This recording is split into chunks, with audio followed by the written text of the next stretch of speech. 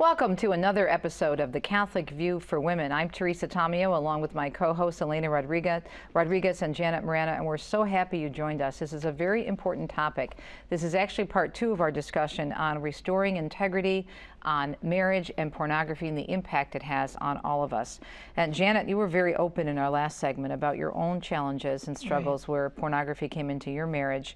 We want to continue this discussion because even though we discussed this early on in our shows when we first started airing Catholic View for Women about, what was it, 10 seasons ago now, I think. It's a topic that keeps coming up. It keeps coming up. And it keeps coming up. We get emails from our viewers, and you know, and that's why I've prayed about it, and I've decided to share my experience. And of course, you know, I was married back in 1975, and pornography was not what it was then, what it is now. Back then, in order to get pornographic material, you went to the local VHS video, like a Blockbuster store, and they had a XXX section behind the counter, like off to the side, and you would ask the guy for those films, you know, or there were people who had them and they would exchange them in the neighborhood, kind of thing.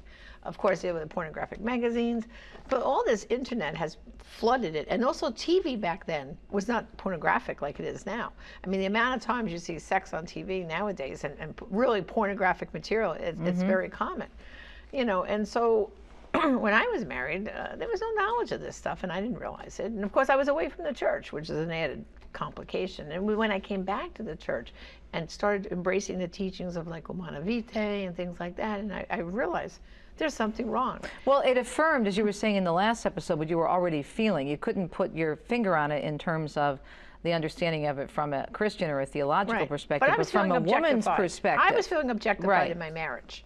And then when I learned the church's teachings, it was like an aha moment, like, yeah, this is not what God's planned for my life.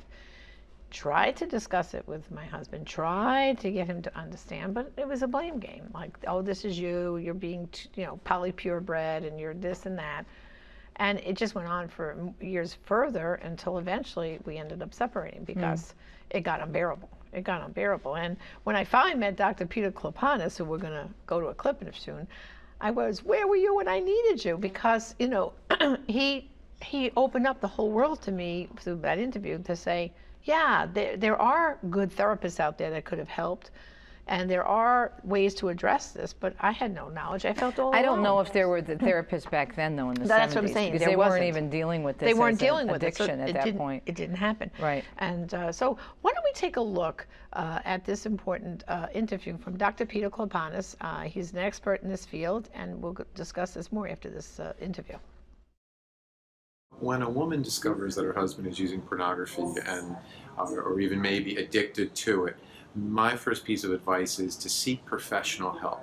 Talk to a therapist who understands the addiction and understands the treatment of it, and that therapist can help that woman really be able to talk to her husband about it, confront him about it, and help him to realize that this is a problem and needs help. If a wife does confront her husband about this and he's in denial about it, you know, he doesn't want to get help, may even get angry about it, there comes a point where she may need to give him an ultimatum to be able to say, hey, you know, if you're not willing to get help for this, then, you know, there's going to be a consequence here. It may be an in-house separation, you know, we won't be able to sleep in the same bed. It may be a formal separation. To say that, you know, I cannot live in a house with somebody who's viewing pornography, period. And in some cases it could even lead to divorce.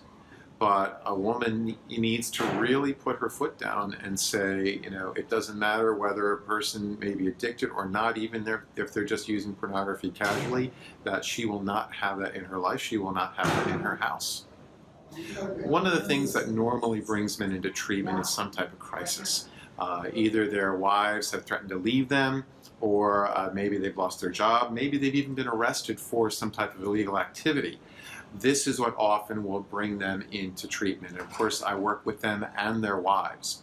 So one of the tools that I use to help men understand how this has really hurt their wives is I ask the wives to write a letter. We call this an impact letter, where their wives will sit down and talk about how the pornography has really affected them, their lives emotionally, how it makes them feel, you know, their beauty, their desirability, all of that. And then in a session, I will ask the wife to read the letter. And often these letters could be 2, 3, 4 pages long. You know, they're long letters. And she'll be able to sit there and read that to her husband, and then we'll talk about, does he really understand this? How has this affected him? And for most husbands, it really breaks their hearts because they finally understand that this just wasn't, harmless adult entertainment. This is something that really has hurt their wives. So it's through this process that the men will finally come to realize that, yeah, not only is this a problem for them, but this is something that has deeply wounded their wives. Many women feel that when their husbands are viewing pornography, it's because they're no longer beautiful, they're no longer desirable. Of course, they're older, they've had some children, their bodies have changed, and so they often think that their husbands just want to replace them with a younger model. But when we talk to men who are addicted to pornography and really get beneath the surface, what we find most of the time is that it has nothing to do with their wives, nothing to do with their beauty, their desirability. Often it has very little to do with sex. What pornography is an escape. Most people who are addicted are really struggling with many deep emotional wounds, often going to back to childhood. Sometimes they've had the wounds for so long they don't even realize they're there, but they are there. And what happens to most men is they often discover pornography usually in their early adolescent years. And of course they know it's wrong, but still it's fun, it's exciting, it's the forbidden fruit and so forth. And there's this little voice deep down inside that sits up and says, hey, this is a great escape. This makes us forget all of our problems. This makes us feel good. So let's keep going back to this. So from now on, anytime we're sad, angry, lonely, bored, frustrated, abandoned, ashamed, whatever, we're going to go back to this because this is the express train to pleasure. So from an early age, they condition themselves to turn to pornography to deal with these wounds or any type of negative emotion. And of course, as they go up, they bring this into the marriage. I often explain to wives, this began well before you even met him. So over the years, what's happened is this has become their coping mechanism. This is what they use to cope with. As I said before, it has nothing to do with their wives or their beauty or their desirability, nothing. All right? It's just this. They could have just as well chosen alcohol or drugs or gambling. Unfortunately today, because pornography is so readily accessible, it has become the new drug of choice. And this is what men are dealing with. So this is what I try to help wives understand. Now, it's very hard for them to understand this, and understandably so, because the addictive substance involves younger women. But as we work through that healing process, recovery for the husband, healing for the wife, healing individually and as a couple, this is where through healing that relationship, a wife can come to realize that no, in her husband's eyes, she's still very beautiful, and it had nothing to do with her. Well, many parents often ask me how they can protect their kids from this. And it's not just preventing sons, it's also protecting daughters too. How do we protect both of them? And unfortunately, we have to educate them on this from a very early age. Today, the average age when a child first encounters internet pornography is 8. It's sad and it's scary, but this is it. So they need to really start educating their kids about this. Now, parents are so afraid, they think, oh my gosh, I'm going to be talking to my kids about sex when they're young. Well, this has nothing to do with sex. It's not about sex. It's about an addictive substance, like drugs and alcohol. So they need to really begin educating their kids on this, and there's some wonderful resources out there. There's a great book that I can recommend called Good Pictures, Bad Pictures. It's written on a 4th grade level, and it's a book that parents read with their children to help them understand the dangers of pornography and the dangers of the internet. Right? So, and this is what parents need to do from a very early age, really educate their kids on the dangers of pornography, the dangers of the internet, the dangers of social media, right? Because that's where all the sexual predators are hanging out now. They're not in the schoolyard anymore. They're online. So it's through this education process that parents can protect their kids. And it's not a one-time talk. This has to be an ongoing conversation about this. So, and I tell parents, a couple times a year you need to do this. Right before school starts, every year you need to sit down with your kids and say, let's talk about the internet, let's talk about social media, let's talk about the dangers on that, including pornography. And of course, as they become teenagers, not only do you need to give them a proper sexual education, you need to talk to them about relationships, you need to talk to them about respecting yourself, respecting your body, respecting other people's bodies. So education is the key. Now, there are lots of other things we can do. There's software that people can use to monitor their kids' use of the internet. There are filters and so forth out there, which are good, but none of them are fail-proof. So the number one thing we need to do, just like we've been doing for the past 50 years with drugs and alcohol and cigarettes and so forth, is educate our kids. And Janet, as you were sharing in your very personal story, pornography affects the whole family as well. Right. Dr. Peter Klopon was talking about the effect on children as well. Exactly. Children in the family, and the other spouse that is being affected by pornography, even wondering the safety of the children. Right, that's a good point. And Right. this Yeah. is something that happens across cultures. Like you were sharing that it was a confusing moment, you thought it was your fault, you were laying guilt on yourself. And this happens, I can tell you from the Hispanic point of view, all over Latin America, the Hispanic culture in Spain, that women also feel very objectified, and pornography is also a very serious problem across the cultures. The culture has a big role to play, because in the Latin American culture is all about the man, having the excuse to go out there, and if it's marriage whole infidelity machismo or the idea. whole machismo plays into the role, Right. and the woman is supposed to just be Just quiet quiet. and even take it as stoically, like it's my fault, I'm not doing enough. So this permeates across the cultures. But there is not enough resources out there, like we do have here, to really learn that it is number one an addiction, and both need help. Both the objectified person and both the objectifying person need help. That's right. I'm thinking about the Hispanic actor. I can't think of his name, but his last name is gosh, you know who I'm talking about. Very handsome, and he was actually in that culture. He was starring in all those Mexican soap operas before he came back to the church. Eduardo Verástegui. Yes, and he talks Eduardo about that. He Verástegui. talks I about know the who problem he is. of, He was of caught up television, and he was caught up in that. machismo, and Machismo. then he And- had a conversion back to the faith. And the content is so over-sexualized, so over-sexualized. And we gave some statistics in the last show, so let me repeat these. 75% of content on television. This is broadcast television. This is CBS, NBC, Regular ABC. prime time. Regular prime time. Right. 75% of your content. And then, on top of that, reference to sex occurs 8 times an hour on TV.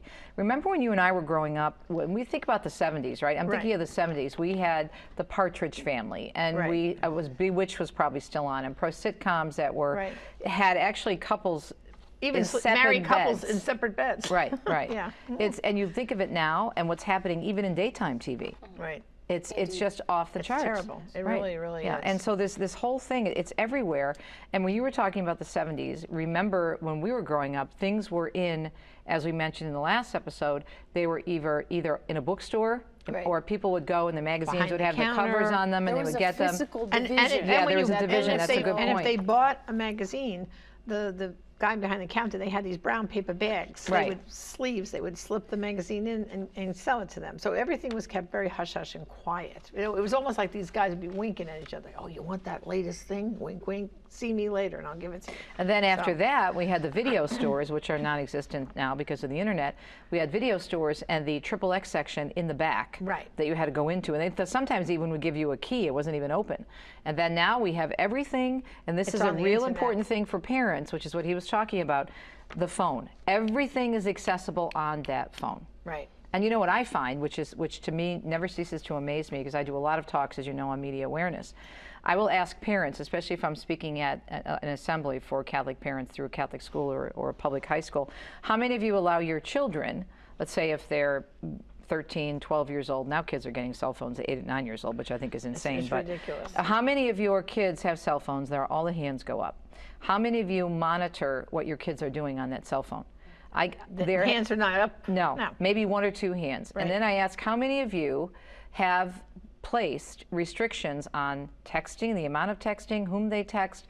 There's even a setup where you can purchase a particular app where you can watch what your kids are doing on the computer and on their phones. And some parents are horrified, saying, oh, I don't want my child to think that I don't trust them. What?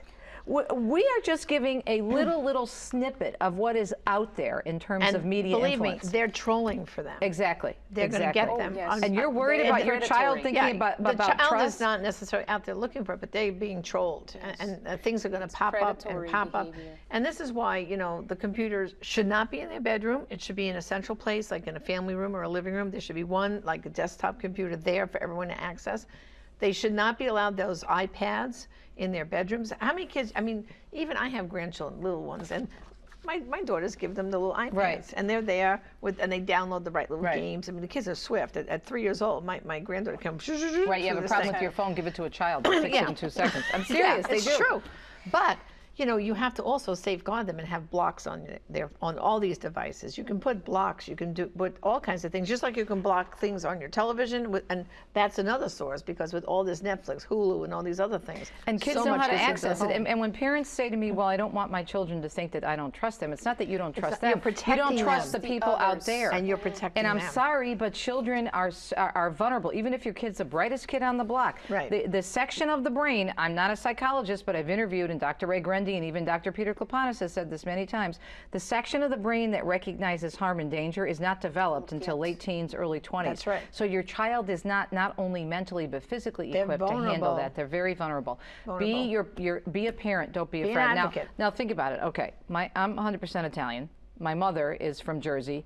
Growing up, she was pretty strict. Still, I'm 59 years old. She still says, I'm your mother, and I'm going to be your mother until the day I die, and when I die, I'm going to come back and haunt you. Now, I've been married for My mom says the 35 same years, and my mother always was in my face, and still is, to make sure I'm behaving properly, right? And I'm an adult. My mother says, even when I die, I will come back from the tomb, and I will show the, and I will point the finger at That's you. what moms and dads are supposed to do. Right. Trust they're in your house. You have to protect them. That's your Catholic responsibility. Well, I think the most important thing he said was that you have to talk to your children starting at a very young age. And he used the example. You talk to them about drugs. You talk to them about smoking. You talk to them about good touch, bad touch, and stranger danger.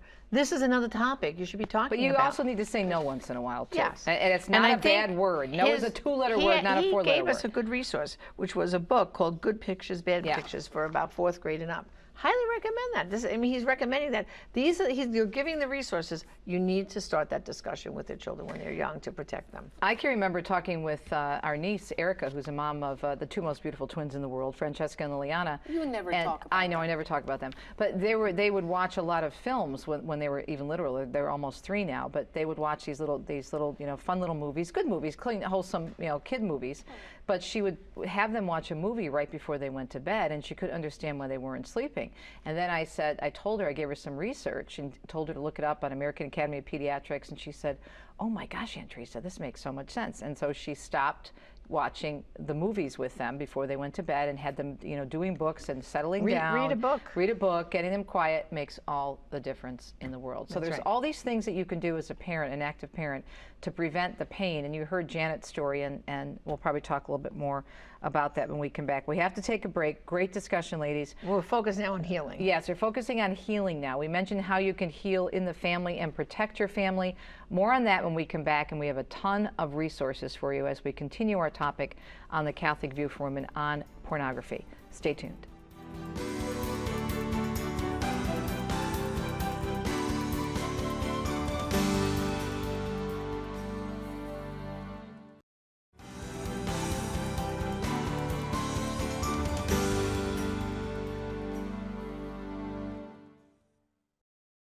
Welcome back to the Catholic View for Women. I'm Teresa Tomeo, along with my co-hosts Elena Rodriguez and Janet Morana. This is episode 2. We're continuing our discussion on pornography, and we're concentrating in this show on the healing process. A few minutes ago, we were talking about how to help your family, how to protect your children. Janet, I know that you spoke on this personally in terms of the challenges you faced in your marriage. Right. This is a really good book that we have from Dr. Klopanis that talks about healing. I know you want to share something with us. It's called Restoring Trust, a couple's guide to getting past porn. And I said to Dr. Klopanis, where were you when I needed you, kind of thing. Because I said to him, I said, well, what about when the husband doesn't want to cooperate that there's a problem? I said, because that was my thing. And he says, well, that's where you might need to separate. You might have to have a temporary separation to like wake him up, because it is an addiction, and this. So in the book, there's one section here. I just like to read part of that. Sure. Because it spoke to me so much about. This makes sense, because you get a therapist, but then you have the therapist work with you during the separation. So he's not encouraging divorce at all. No, because he says it can be can be addressed healed. and it can be healed. Right. So I thought just bear with it. This is so important. He says, for some spouses, the pain of betrayal is so strong that they cannot work on their personal or marital healing while living together. In these situations, it may be helpful to undergo a therapeutic separation. That's what he calls it. To be clear, I don't usually recommend this for couples, but there are times when it's needed. Be sure to consult with your therapist before doing this. During this time, you and your spouse will live apart while you are both working your program. It's important to understand that this is a time of healing and reconciliation. You and your spouse need to determine the length of the separation, maybe 30 to 90 days, and what you will be working on during the separation. Your therapist should supervise this process. You will also need to discuss this with your children at an age-appropriate level.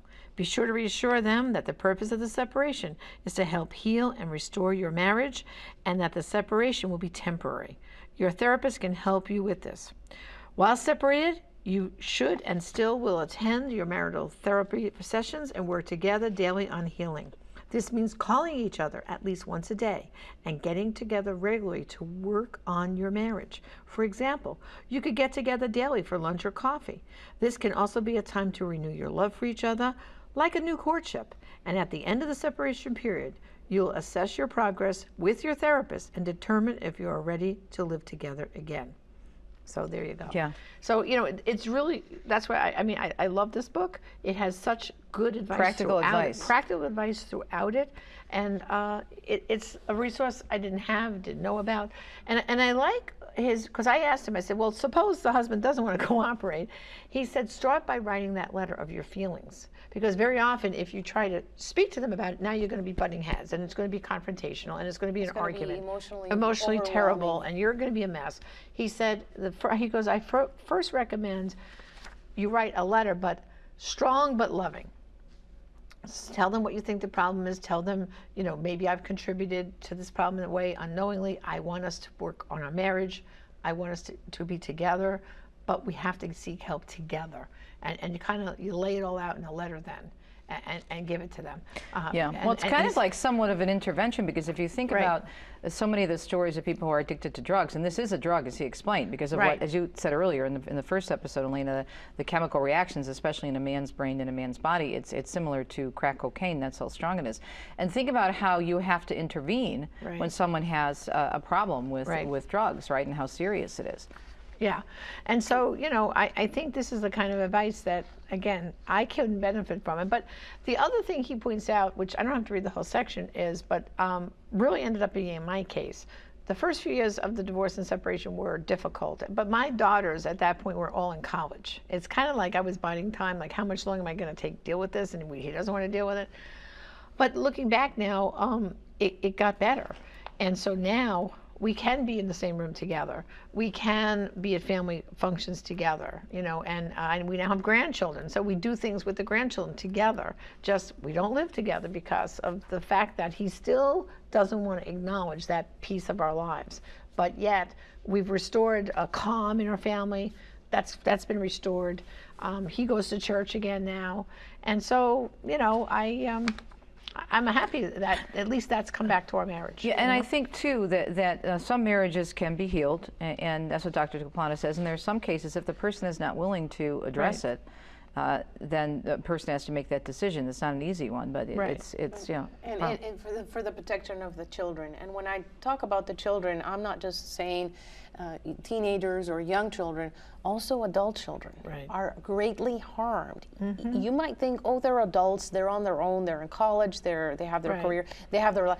They're still greatly they harmed. were. I mean, my daughters were very upset about the separation. You did this to protect your children as well as to protect you. And it is tough love. Indeed, you did this as well to send a message to him in a very direct way.